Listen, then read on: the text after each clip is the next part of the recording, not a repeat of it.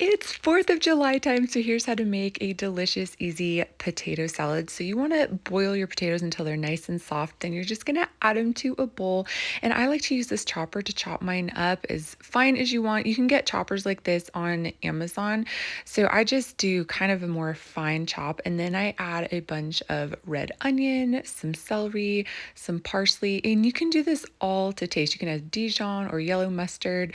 Then I'm going to add some sweet relish. And then here's the ingredient that you guys can't miss. It's my ranch dressing. And I know you guys love my ranch dressing. If you don't know how to make it, there's videos here and the recipe's free on my website. It's also in my book, Plantifully Lean. So now I'm going to add some bread and butter pickle juice, and then I'm going to add a little white vinegar for a nice bite. If you don't like pickle juice, don't use that. You can just use vinegar or you can use lemon.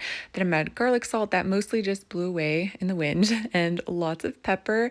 And then I'm going to give that a good mix, and that's it, guys. You are ready to go to serve this to your guests or take to whatever potluck you're going to for 4th of July. It is creamy and delicious. It's got tons of flavor, and I really just do this all to taste.